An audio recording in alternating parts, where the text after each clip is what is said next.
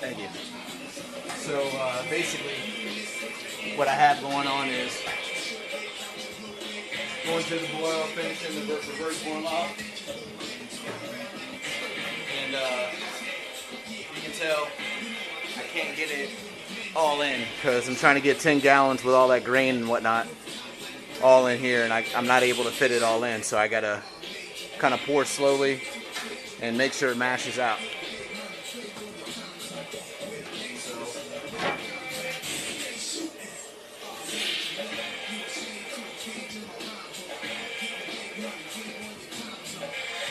Give this a little stir, make sure we got some good consistency going on.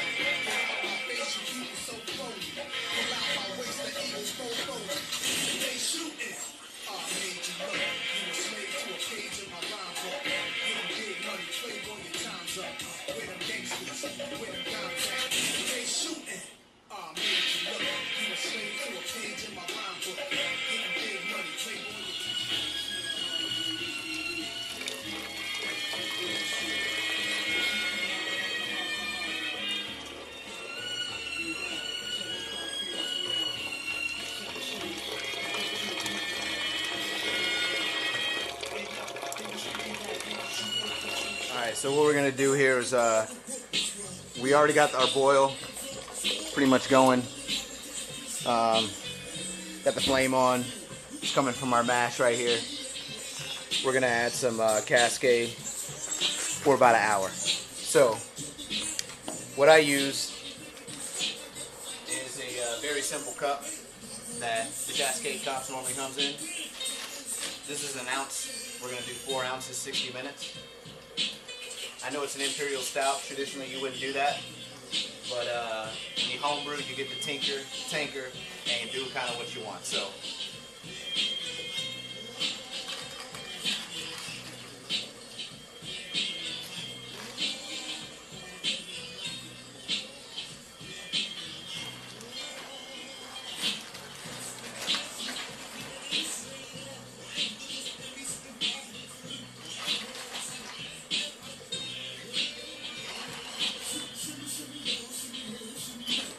it's our first round. I generally just tie it to the keg. Just like so, kind of.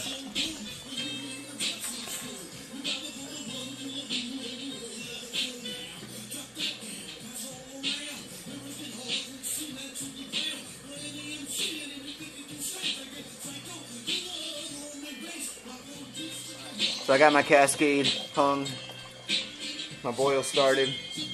I got a slow process of going into there, making sure that I'm at 171 when I'm mashing out. And I still have a little bit of my reverse boil off to pour on top here, which I might have enough room for. So give this a little stir. JR Silver shows up. That's right. From the Central Florida Homebrewers Association. Now I get to hold camera. Killer. Mashing out, JR. I know. It smells great. Thanks, dude. Well, it's all in a confined place, so it's not hard to smell it. We're reverse boil off, and I think you remember Ed talking about that last weekend.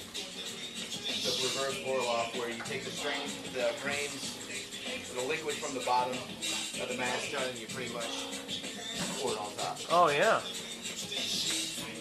Well, I like your setup. Well, I had to bring it inside. It looks like you've had to do this before. Yeah. It didn't rain at all. I could have had it. Yeah. Well, it's sprinkling out there pretty good now. Oh, it is? Yeah. I'm glad I missed that. And this is brought to you by our sponsors. What would you do today? Want me to keep this running? I think I have it. You do? Okay. Very cool. Alright, Yeah. in the boil. 10 minutes in, quick cascade. So I use a refractometer to test it because you don't use nearly as much water. Testing it with a refractometer than you do with the hydrometer. You mainly use for wine. So we're at 15 right now. So then to convert this into the specific gravity, you go over to brew heads, you put in 15 bricks to specific gravity, convert, and we're at 1061.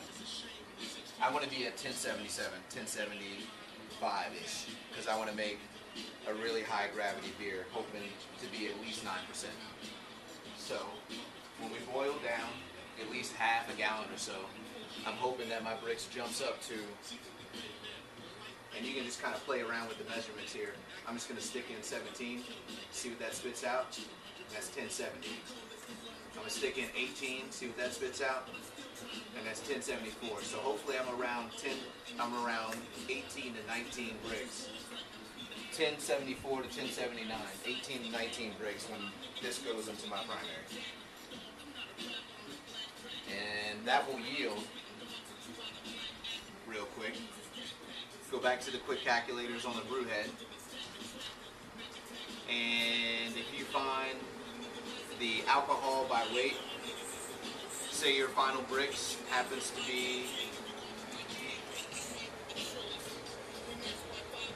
5-ish, and your final gravity happens to be what I want it to be, 1020.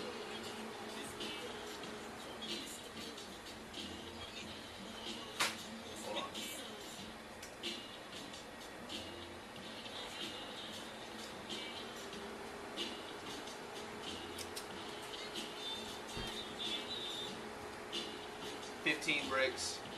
No, it was 18, right? 18 bricks, final gravity of 1020.